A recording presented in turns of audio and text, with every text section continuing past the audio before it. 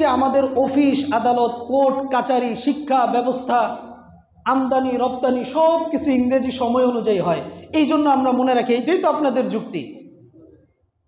কিন্তু আমাদের নামাজ রোজা হজ জাকাত, আমাদের কখন আশুরা পালন করতে হবে, কখন আল্লাহ রসুলের মিরাজ আসলো, কখন আমাদেরকে রোজা রাখতে হবে, কখন আমাদেরকে ঈদুল আজহা পালন করতে হবে, কখন আমাদেরকে ঈদুল ফিতর পালন করতে হবে, কখন আমাদেরকে কুরবানি করতে হবে, কখন আমাদেরকে হজ করতে হবে, এই সব কিছু নির্ভর করে কিসের উপরে?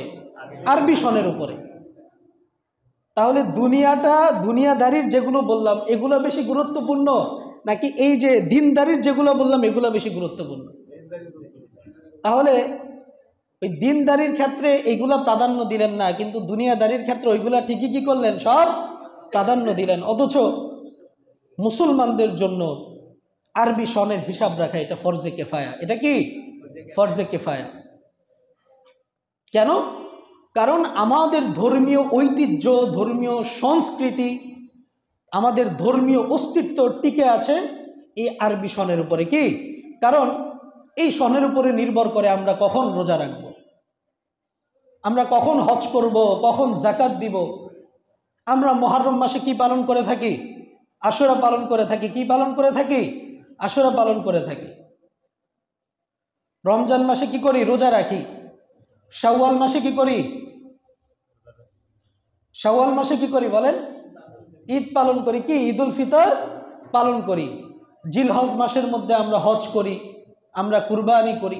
করি কি করি না? এরপরে শাবান মাসে আমরা কি করি? শবে বরাত। কি? শবে বরাত।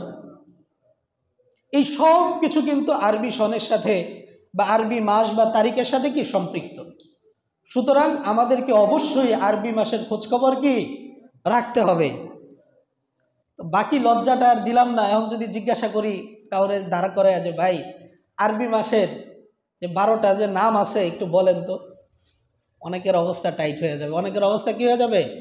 টাইট হয়ে যাবে। জিজ্ঞাসা করবো নাকি? ওই যে ভাই আগেই না করতেছে। ঠিক আছে জিজ্ঞাসা করলাম না। দেখেন